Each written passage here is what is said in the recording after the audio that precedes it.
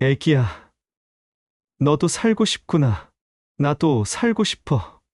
여기 삶의 벼랑 끝에서 어떻게든 살아내고자 애를 쓰는 한 청년이 있습니다. 화려했던 예전의 기억은 애써 무시하면서요. 그날 새벽도 여느 날과 다름없이 시작했어요. 이게 내 인생이야. 스스로 다독이면서요. 그런데 그 새벽, 자기만큼이나 삶의 벼랑 끝에 놓인 어린 생명을 목격하게 됩니다. 아기는 목청껏 울었어요. 마치 살고 싶다고 살려달라고 말하는 듯 했어요. 그래, 우리 살자. 살아내자. 서로가 서로에게 구원이 되는 이야기 지금 들려드리겠습니다. 새벽 4시 택배 트럭 운전대를 잡은 태준의 손이 파르르 떨렸습니다. 추위 때문은 아니었어요. 2025년 1월의 서울 거리는 차갑고 고요했지만 그의 마음은 그보다 더 얼어붙어 있었죠. 강태준, 이게 내 인생이야. 스스로에게 중얼거렸습니다. 쓴웃음이 새어나왔어요. 불과 3년 전만 해도 그는 대한민국 최고의 아이돌 그룹 이클립스의 메인 보컬이었습니다. 10만 명이 모인 콘서트장에서 그의 이름을 외쳤죠. 사랑한다고, 최고라고. 하지만 지금은요. 택배 상자를 나르는 31살의 일용직 노동자일 뿐이었어요. 백미러에 비친 자신의 얼굴을 보았습니다. 무너진 눈가, 거칠어진 피부, 생기라곤 찾아볼 수 없는 눈빛. 이게 정말 자신인가 싶었어요. 미란아, 그녀의 이름을 부르는 순간 가슴 한구석이 무너져 내렸습니다. 유미란. 그의 첫사랑이자 마지막 사랑이었던 여자. 이클립스의 코디네이터로 일하며 늘 그의 곁을 지켜주던 사람. 결혼까지 약속했던 그녀는 3년 전 암으로 세상을 떠났습니다. 그날 이후 태준의 삶은 완전히 무너졌어요. 무대 공포증이 찾아왔습니다. 마이크를 잡으면 손이 떨렸고 관객들 앞에 서면 숨이 막혔죠. 노래를 부를 수 없었어요. 그렇게 사랑했던 노래가 이제는 고문이 되어버렸습니다. 형, 좀 쉬어. 우리가 기다려줄게. 멤버들은 따뜻했습니다. 하지만 그들도 어쩔 수 없었죠. 이클립스는 5명의 완벽한 조화로 빛나는 그룹이었으니까요. 한 명이 빠지면 그 균형은 깨질 수밖에 없었어요. 결국 태주는 그룹을 탈퇴했습니다. 죄송합니다. 정말 죄송합니다. 기자회견장에서 고개를 숙이며 말했던 그 순간이 아직도 생생했습니다. 팬들의 원망 섞인 시선, 멤버들의 안타까운 표정, 그리고 무엇보다 자기 자신에게 느꼈던 깊은 배신감. 나는 도망친 거야. 그 생각이 매일 밤 그를 괴롭혔어요. 택배 일을 시작한 건 살아야 한다는 절박함 때문이었습니다. 연예인 시절 벌었던 돈은 미란이의 병원비와 장례식비로 거의 다 써버렸죠. 술과 약으로 자신을 마비시키며 보낸 몇 개월이 나머지를 앗아갔고요. 42번 배송지, 강남구, 청담동. 배송 목록을 확인했습니다. 오늘도 200여 개의 택배를 날라야 했어요. 허리는 끊어질 것 같고 무릎은 비명을 질렀지만 멈출 수 없었습니다. 이게 그의 현실이었으니까요. 트럭을 몰고 청담동 거리를 달렸습니다. 화려한 명품 매장들이 늘어선 거리. 예전엔 이곳을 당연하게 드나들었었죠. 지금은 그저 스쳐 지나가는 풍경일 뿐이었어요. 그때였습니다. 희미하게 들려오는 울음소리. 처음엔 환청인 줄 알았습니다. 새벽 4시에 이 한산한 거리에서 아기 울음소리라니요. 하지만 소리는 계속 들려왔어요. 뭐지? 트럭을 세웠습니다. 심장이 두근거렸죠. 알 수 없는 불안감이 밀려왔어요. 차에서 내려 소리가 나는 쪽으로 걸어갔습니다. 골목 안쪽, 커다란 건설 현장 가림막 옆이었어요. 그리고 그곳에서 그는 보았습니다. 박스 안에 누워있는 작은 생명을. 세상에, 무릎이 꺾였습니다. 생후 몇 달쯤 돼 보이는 아기가 얇은 담요 하나만 덮은 채 박스 안에 버려져 있었어요. 새벽의 차가운 공기 속에서 있는 힘껏 울고 있었죠. 태준의 손이 떨렸습니다. 누가, 어떻게, 믿을 수가 없었어요. 어떻게 이런 일이 가능한가요? 어떻게 이렇게 작고 무력한 생명을 그냥 버릴 수 있단 말인가요? 분노가 치밀어 올랐습니다. 그와 동시에 깊은 슬픔이 가슴을 짓눌렀어요. 조심스럽게 아기를 안아 올렸습니다. 너무나 가벼웠어요. 깃털처럼, 아니, 그보다도 더 가벼운 무게. 괜찮아, 괜찮아. 아기를 품에 안고 달래기 시작했습니다. 울음소리가 조금씩 잦아들었어요. 그 순간이었습니다. 아기가 눈을 떴어요. 맑고 순수한 눈동자가 태준을 똑바로 바라보았습니다. 그 눈빛을 마주한 순간 태준의 가슴속 깊은 곳에서 뭔가가 툭 하고 터졌어요. 넌 살고 싶구나. 눈물이 흘러내렸습니다. 3년 만에 처음 흘리는 진짜 눈물이었어요. 미란을 잃은 후로 그는 눈물조차 말라버렸다고 생각했었죠. 하지만 지금 이 작은 생명 앞에서 그는 다시 울 수 있었습니다. 나도 살고 싶어. 품 안의 아기는 이제 울음을 멈추고 그저 태준을 바라보고 있었습니다. 마치 말하는 것 같았습니다.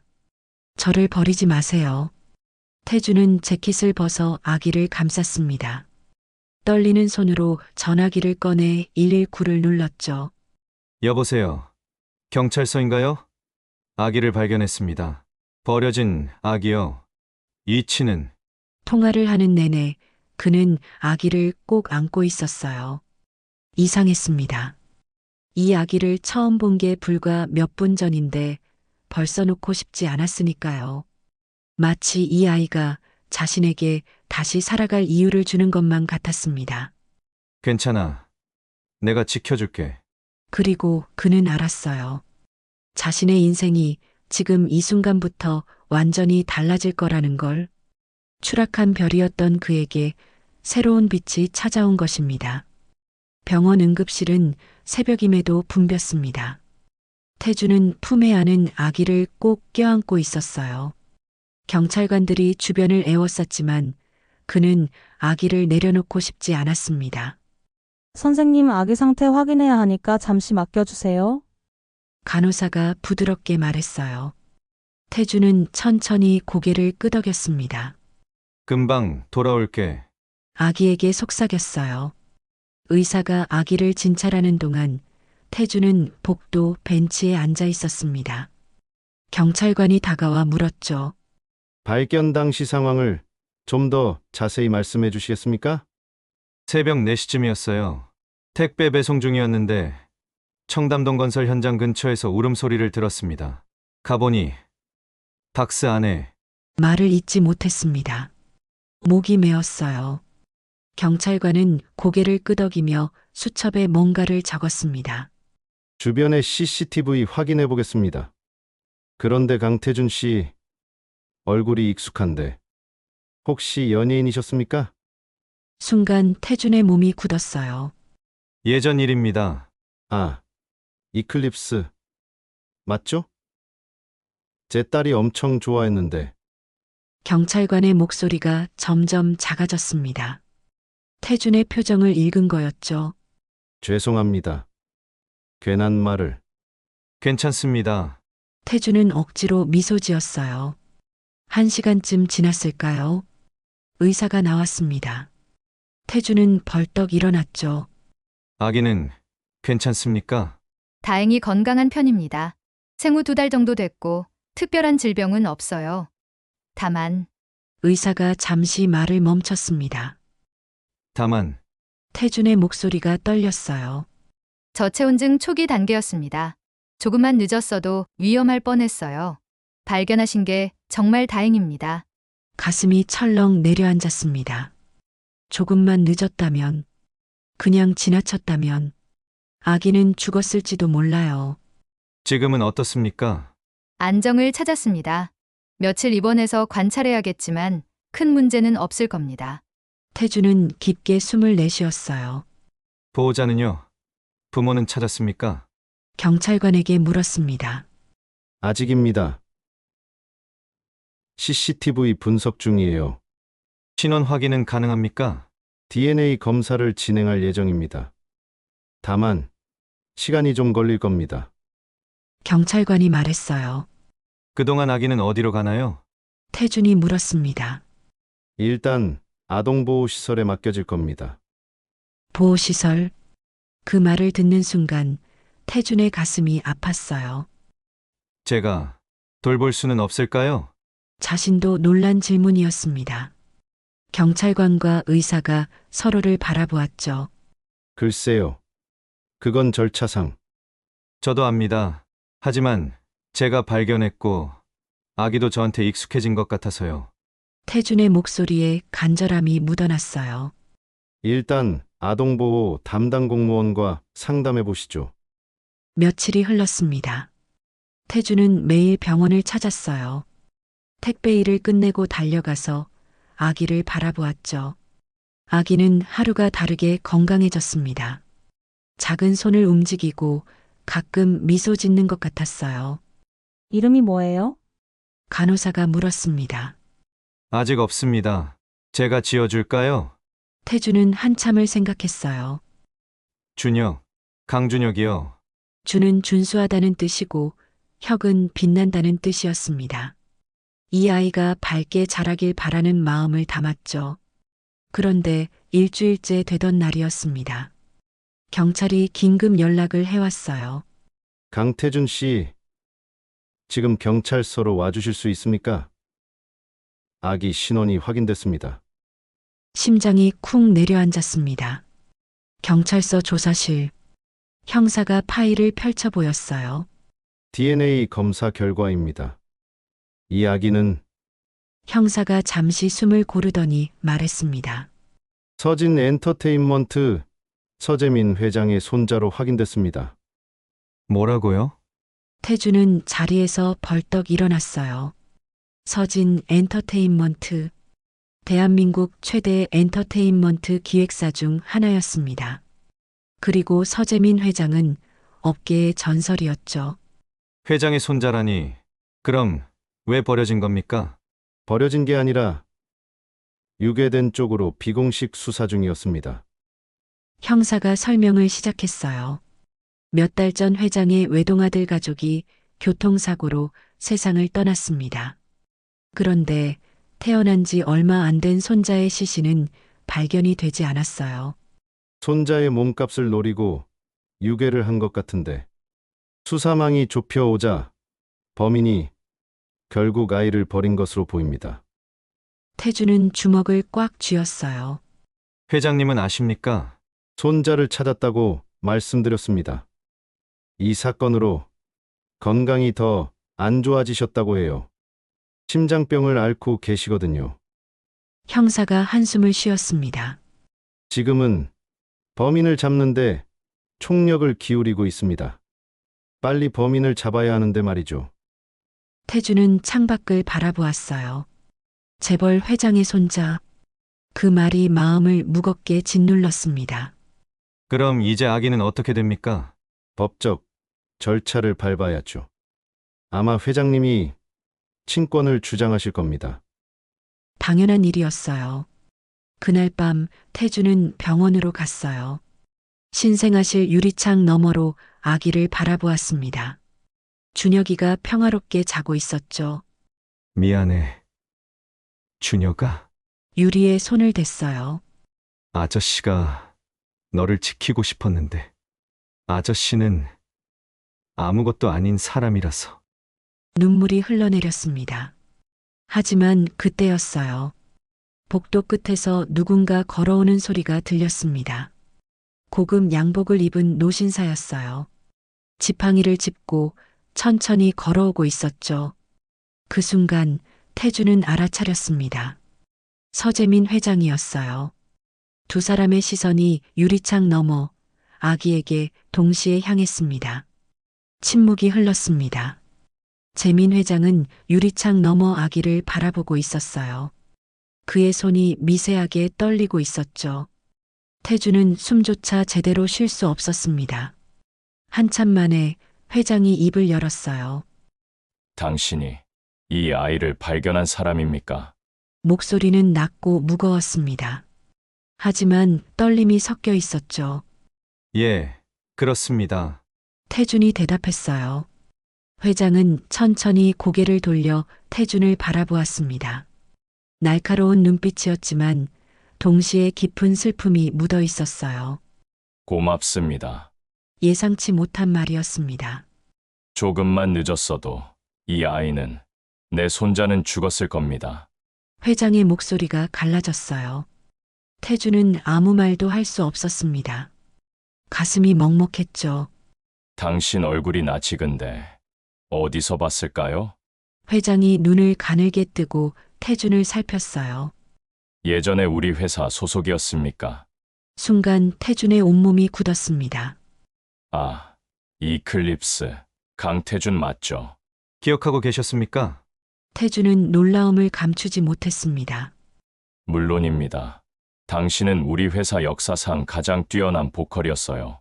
그런데 왜? 회장이 태준의 초라한 차림새를 훑어보았습니다. 사정이 있었습니다.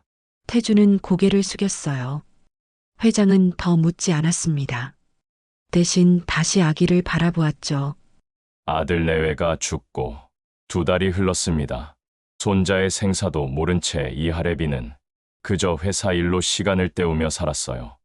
회장의 목소리에 깊은 고독이 스며들었습니다. 그런데 손자를 이렇게 기적적으로 찾게 되다니, 그것도 우리 소속 가수가 찾아주다니. 손으로 얼굴을 감쌌어요. 어깨가 떨렸습니다. 태준은 가만히 서 있을 수밖에 없었어요. 회장님, 한참 만에 태준이 조심스럽게 입을 열었습니다. 이 아이를 어떻게 하실 겁니까? 회장은 손을 내리고 태준을 똑바로 바라보았어요. 당연히 데려가야죠. 내 유일한 혈육입니다. 예상했던 대답이었어요. 하지만 듣는 순간 태준의 가슴이 무너져 내렸습니다. 하지만 회장이 말을 이었습니다. 나는 늙었습니다. 심장도 좋지 않고요. 아기를 돌보기엔 힘이 부칩니다. 회장의 표정이 어두워졌어요. 그래서 제안을 하나 하려고 합니다. 제안이요? 태준이 되물었습니다. 회장은 지팡이를 짚고 태준 쪽으로 한 걸음 다가왔어요. 당신이 이 아이를 키워주십시오. 순간 시간이 멈춘 것 같았습니다. 저요? 제가요? 태준은 자신의 귀를 의심했어요. 당신은 이 아이를 발견했습니다. 구했어요. 그리고 매일 병원에 왔죠. 간호사들이 말해줬습니다. 회장의 눈빛이 진지했어요. 이 아이에게 당신만큼 적합한 사람이 또 있을까요? 하지만 저는 아무것도 없는 사람입니다. 택배 기사일 뿐이에요. 태준의 목소리가 떨렸습니다. 돈이 문제라면 내가 책임집니다. 당신을 다시 우리 회사로 데려오겠습니다. 다시요? 프로듀서로 말입니다. 노래를 부를 수 없다면 다른 사람들이 부를 노래를 만들면 되지 않겠습니까? 회장의 제안은 확고했습니다. 태준의 머릿속이 복잡해졌어요. 엔터테인먼트 업계로 돌아간다는 것. 그건 생각해 본 적도 없었습니다. 왜 저를 믿으십니까? 태준이 물었어요. 회장은 잠시 침묵했습니다. 그리고 천천히 말했죠. 당신 눈을 보니 알겠더군요. 이 아이를 진심으로 걱정하고 있다는 걸. 회장이 태준의 어깨에 손을 올렸어요. 그리고 나도 한때 모든 걸 잃었던 사람입니다. 다시 일어서는 게 얼마나 힘든지 압니다.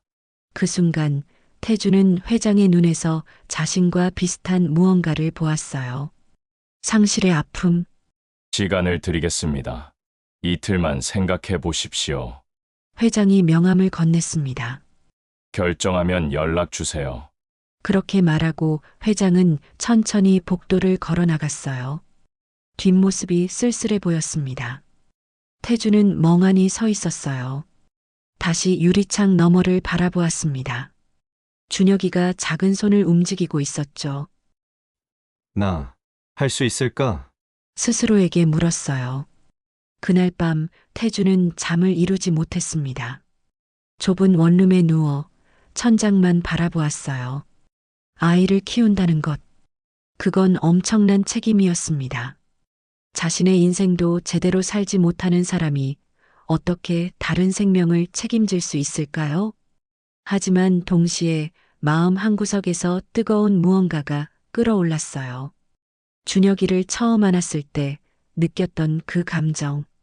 3년 만에 다시 살아있다고 느꼈던 그 순간. 살고 싶다. 준혁이의 눈빛이 그렇게 말하는 것 같았어요. 나도 살고 싶다. 태준 자신도 그렇게 외치고 있었습니다. 다음 날 저녁이었어요. 태준은 미란의 묘소를 찾았습니다. 오랜만이었죠. 묘비 앞에 무릎을 꿇고 앉았어요. 미란아, 목이 메었습니다. 나 아기를 만났어. 버려진 아기를. 바람이 불어왔어요. 나뭇잎이 바스락거렸습니다. 그 아이를 안았을 때 느꼈어. 내가 나한테 보내준 거라고. 눈물이 흘러내렸어요. 나 이제 괜찮을 것 같아. 그 아이 때문에 다시 살 수 있을 것 같아. 손으로 묘비를 쓰다듬었습니다. 내가 잘할 수 있을까? 아빠가 될 수 있을까? 대답은 없었어요. 하지만 태주는 알았습니다. 미란이라면 뭐라고 했을지. 할 수 있어. 너는 할 수 있어. 그녀는 늘 그렇게 말해주었으니까요. 태주는 천천히 일어났습니다. 주머니에서 회장의 명함을 꺼냈어요. 그리고 전화를 걸었습니다. 여보세요? 서재민 회장님. 저 강태준입니다. 심장이 빠르게 뛰었어요. 결정했습니다. 제가 준혁이를 키우겠습니다. 전화 너머로 회장의 안도하는 한숨이 들렸습니다. 잘 결정하셨습니다. 내일 회사로 오십시오. 모든 걸 준비해 놓겠습니다. 전화를 끊었어요. 태주는 하늘을 올려다보았습니다. 별들이 반짝이고 있었어요. 추락했던 별이 다시 빛나기 시작한 밤이었습니다. 서진 엔터테인먼트 본사 앞에 섰을 때 태준의 다리가 떨렸습니다. 3년 만이었어요. 유리와 철로 지어진 거대한 건물이 햇빛에 반짝였습니다. 예전엔 당연하게 드나들던 곳이었는데 지금은 다른 세상처럼 느껴졌죠. 들어가자. 스스로를 다독이며 한 걸음 내디뎠어요. 로비에 들어서자 직원들의 시선이 쏠렸습니다. 수군거리는 소리가 들렸죠. 저 사람 강태준 아니야? 맞는 것 같은데? 여기 왜 온 거지? 얼굴이 화끈거렸어요. 하지만 고개를 들고 걸었습니다. 엘리베이터를 타고 최상층으로 올라갔어요. 회장실이 있는 층이었죠. 비서가 태준을 맞이했습니다. 강태준 씨죠. 회장님께서 기다리고 계십니다. 회장실 문이 열렸어요. 재민 회장이 소파에 앉아 있었습니다. 그 옆에는 유모차가 있었고 준혁이가 평화롭게 자고 있었죠. 태준의 가슴이 뛰었어요. 오셨군요. 회장이 일어나 악수를 청했습니다. 준혁이는 어제 퇴원했습니다. 건강하게 잘 자라고 있어요. 태준은 유모차로 다가갔어요. 준혁이를 내려다보는 순간 눈시울이 뜨거워졌습니다. 안녕. 준혁아. 아저씨야. 작은 목소리로 속삭였죠. 이제부터 아저씨가 아니라 아빠입니다. 회장이 옆에서 말했어요. 태준은 고개를 들어 회장을 바라보았습니다. 법적으로 당신이 준혁이의 보호자가 되도록 절차를 진행했습니다. 물론 나도 할아버지로서 권리가 있지만 실질적 양육자는 당신입니다. 회장의 말에 태준의 손이 떨렸어요. 감사합니다. 회장님. 고마워할 건 내 쪽입니다. 이 아이를 구해줬으니까요. 회장이 서류 뭉치를 건넸습니다. 계약서입니다. 당신은 이제 서진 엔터테인먼트 음악본부 프로듀서로 일하게 됩니다. 서류를 넘겨보았어요. 급여 조건이 적혀 있었는데 택배 기사 시절과는 비교할 수 없는 금액이었죠. 준혁이 양육비는 별도로 지원하겠습니다. 그리고 회사 근처에 아파트도 준비했습니다. 이렇게까지 하실 필요는 태준이 말했지만 회장은 손을 저었어요. 내 손자를 위한 겁니다. 준혁이가 좋은 환경에서 자라야 하니까요. 회장의 눈빛이 단호했습니다. 태준은 깊게 숨을 들이쉬고 서류에 서명했어요. 펜을 쥔 손이 떨렸지만 글씨는 또렷했습니다. 잘 부탁드립니다. 회장이 미소 지었어요. 그의 얼굴에서 처음으로 따뜻함이 느껴졌습니다. 한 달이 흘렀어요. 태준의 삶은 완전히 달라졌습니다. 강남의 깔끔한 아파트에서 준혁이와 함께 살았죠. 매일 아침 6시에 일어나 분유를 탔습니다. 기저귀를 갈고 목욕을 시켰어요. 처음엔 서툴렀어요. 준혁아, 아빠 처음이라서 잘 못해도 이해해줘. 준혁이는 울음으로 대답했습니다. 태준은 식은땀을 흘리며 육아책을 뒤졌죠. 하지만 시간이 지나며 익숙해졌어요. 준혁이의 울음소리로 무엇을 원하는지 알 수 있었습니다. 배고플 때와 졸릴 때, 심심할 때의 울음이 다르다는 걸 깨달았죠. 우리 준혁이 똑똑하네. 아빠한테 말하는 거지? 준혁이가 방긋 웃었어요. 그 미소를 보는 순간 태준의 가슴이 벅차올랐습니다. 이게 행복이구나. 회사에서의 생활도 적응해 갔어요. 처음 음악실에 들어갔을 때는 숨이 막혔습니다. 녹음 부스, 믹싱 콘솔, 그리고 벽에 걸린 골드 디스크들. 모든 게 과거를 떠올리게 했죠. 괜찮아. 나는 이제 노래하는 사람이 아니야. 만드는 사람이야. 스스로를 다독였어요. 젊은 가수 지망생들을 가르치기 시작했습니다. 그들의 노래를 듣고 조언을 해줬죠. 감정을 더 실어봐. 가사의 의미를 생각하면서 호흡을 여기서 끊지 말고 자연스럽게 이어가. 태준의 조언은 정확했어요. 이클립스 시절 쌓았던 경험이 빛을 발했습니다. 선배님, 정말 감사합니다. 덕분에 많이 나아진 것 같아요. 한 연습생이 고개를 숙여 인사했습니다. 태준은 미소 지었어요. 나도 아직 누군가에게 도움이 될 수 있구나. 어느 날 저녁이었어요. 퇴근 후 준혁이를 안고 거실을 거닐고 있었습니다. 준혁이가 옹알이를 시작했죠. 그래, 준혁아. 뭐라고 하는 거야? 태준이 웃으며 물었어요. 그때 초인종이 울렸습니다. 문을 열자 재민 회장이 서 있었어요. 회장님, 저녁 먹었나 싶어서요. 안 먹었으면 같이 먹자고. 회장은 손에 음식 봉지를 들고 있었습니다. 들어오세요. 거실 식탁에 앉아 함께 저녁을 먹었어요. 회장이 준혁이를 바라보며 말했습니다. 많이 컸네요. 표정도 풍부해지고. 예, 요즘은 웃기도 하고 옹알이도 해요. 태준이 자랑스럽게 말했죠. 회장의 얼굴이 부드러워졌습니다. 강태준 씨, 예, 회장님. 고맙습니다. 정말로. 회장의 목소리가 떨렸어요. 내가 이 아이를 직접 키우는 건 불가능했을 겁니다. 늙고 병들었으니까요. 하지만 당신이 있어서 준혁이가 행복하게 자랄 수 있어요. 태준은 고개를 저었습니다. 제가 더 감사합니다. 준혁이 덕분에 저도 다시 살 수 있게 됐으니까요. 두 사람은 마주보며 웃었어요.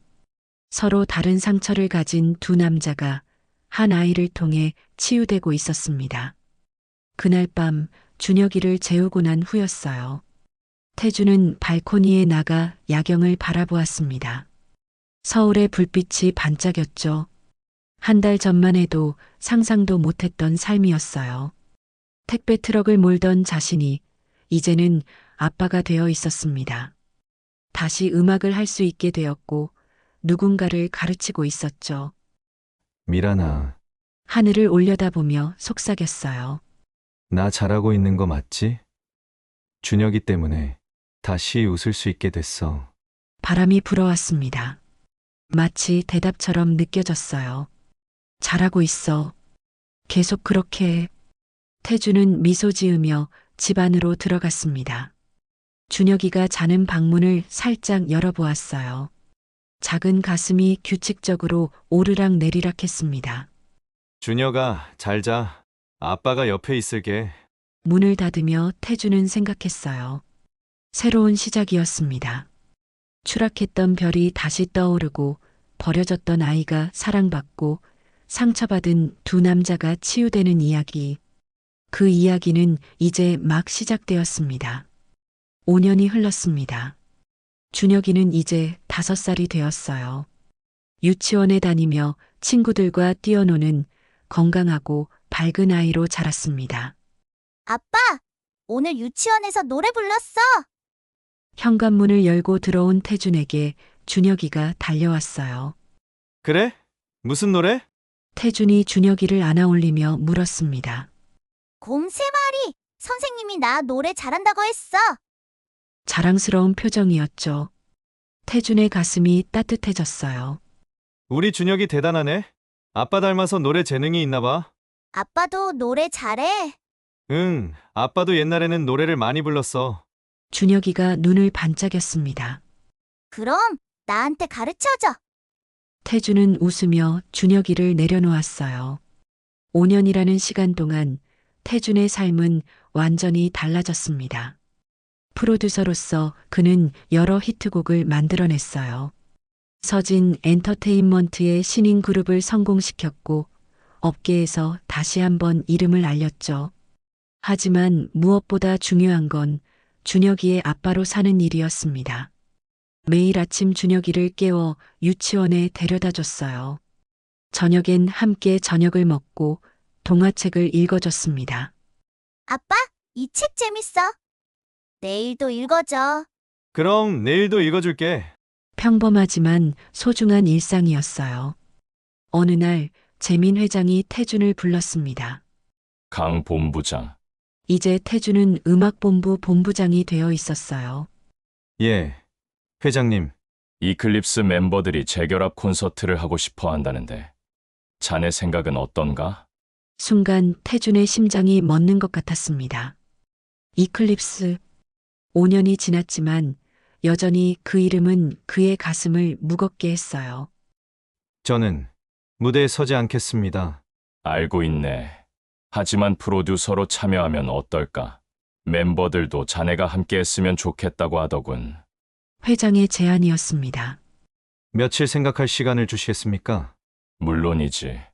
그날 저녁 준혁이를 재우고 난 후였어요. 태준은 오랜만에 과거 이클립스의 앨범을 꺼냈습니다. 먼지가 쌓여 있었죠. 음악을 틀었어요. 자신의 목소리가 흘러나왔습니다. 전성기 시절에 열정으로 가득했던 그 목소리. 눈을 감았어요. 미란이 떠올랐습니다. 콘서트장에서 환호하는 팬들이 떠올랐죠. 그리고 모든 걸 잃었던 그날도 나 이제 괜찮은 걸까? 스스로에게 물었어요. 5년 전에 자신은 도망쳤습니다. 무대 위에 서는 게 두려웠고 과거를 마주하는 게 무서웠죠. 하지만 지금은 달랐어요. 준혁이가 있었습니다. 사랑하는 아들이, 지켜야 할 가족이 생겼어요. 괜찮아. 나는 이제 혼자가 아니니까. 결심했습니다. 다음 날 회장에게 말했어요. 하겠습니다. 프로듀서로 참여하겠습니다. 재결합 콘서트 준비가 시작됐어요. 5년 만에 다시 모인 이클립스 멤버들을 보는 순간 태준의 눈시울이 뜨거워졌습니다. 형! 태준 형! 멤버들이 달려와 껴안았어요. 모두 눈물을 흘렸죠. 미안해. 그때 나 혼자만 도망쳐서. 태준이 떨리는 목소리로 말했습니다. 무슨 소리야? 형이 힘들었던 거 우리 다 알아. 그래. 이렇게 다시 만난 게 중요하지. 멤버들은 여전히 따뜻했어요. 함께 노래를 만들고 안무를 짰습니다. 태준은 무대에 서진 않았지만 모든 과정을 함께했죠. 형, 이 부분 어떻게 생각해? 좀 더 감정을 실어서 불러봐. 그래. 그렇게. 태준의 조언은 정확했어요. 멤버들은 그의 말을 믿고 따랐습니다. 콘서트 날이 다가왔어요. 공연 당일 태준은 준혁이와 재민 회장을 데리고 공연장에 갔습니다. 아빠, 여기 사람 진짜 많다. 준혁이가 눈을 크게 뜨고 말했어요. 응. 다 아빠 친구들 보러 온 사람들이야. 객석에 앉아 무대를 바라보았습니다. 조명이 꺼지고 음악이 시작됐죠. 이클립스 멤버들이 무대에 올랐어요. 환호성이 터져 나왔습니다. 노래가 시작됐습니다. 5년 만에 재결합 무대였지만 그들의 하모니는 여전히 완벽했어요. 태준은 눈물을 흘리며 지켜보았습니다. 잘하고 있어. 너희들. 공연 중간 멤버 한 명이 마이크를 잡았어요. 오늘 특별한 사람을 소개하고 싶습니다. 우리 형, 강태준입니다. 스포트라이트가 객석에 태준을 비췄어요. 관객들이 일제히 태준을 바라보았습니다. 박수가 터져 나왔죠. 태준은 당황하며 손을 흔들었어요. 형은 지금 무대에 서진 않지만 우리에겐 영원한 멤버입니다. 형, 사랑해. 멤버들이 무대에서 외쳤습니다. 태준의 눈에서 눈물이 주르륵 흘러내렸어요. 준혁이가 아빠의 손을 꼭 잡았습니다. 아빠, 울어? 응. 행복해서 우는 거야. 태준이 웃으며 대답했어요. 공연이 끝나고 백스테이지에서 멤버들과 마주했습니다. 고생했어. 다들. 형도 고생 많았어. 형이 없었으면 이 무대 못 만들었어. 서로를 껴안았어요. 그때 준혁이가 다가왔습니다. 아빠 친구들, 노래 정말 잘했어요. 멤버들이 준혁이를 보며 웃었어요. 어머, 이 아이가 태준 형 아들이구나. 진짜 귀엽네. 준혁이라고 해요. 5살이에요. 준혁이가 당당하게 자기소개를 했죠. 멤버들이 준혁이를 번갈아 안아주었습니다. 태준은 그 모습을 보며 미소 지었어요. 이게 내 가족이구나. 집으로 돌아오는 길이었어요. 준혁이가 차 안에서 졸고 있었습니다. 재민 회장이 조용히 말했어요. 강 본부장, 잘 해냈네. 감사합니다. 회장님. 준혁이도 잘 크고 있고 자네도 다시 웃을 수 있게 됐고 참 다행일세. 회장의 목소리가 따뜻했어요. 그날 밤 준혁이를 침대에 눕히고 이불을 덮어주었습니다. 아빠, 준혁이가 작은 목소리로 불렀어요. 왜? 앉았어? 아빠, 나 아빠 정말 좋아. 순간 태준의 가슴이 먹먹해졌습니다. 아빠도 준혁이 정말 사랑해. 준혁이가 미소 지으며 눈을 감았어요. 태준은 준혁이의 머리를 쓰다듬었습니다. 창밖을 바라보았어요. 별들이 반짝이고 있었죠. 5년 전 새벽 거리에서 우는 아기를 발견했던 그날. 그날이 자신의 인생을 완전히 바꿨습니다. 추락했던 별은 다시 빛나고 있었어요. 그리고 그 빛은 이제 영원히 꺼지지 않을 것 같았습니다. 고마워. 준혁아. 나를 구해줘서. 태준은 조용히 속삭이며 방문을 닫았습니다. 새로운 내일이 그들을 기다리고 있었어요.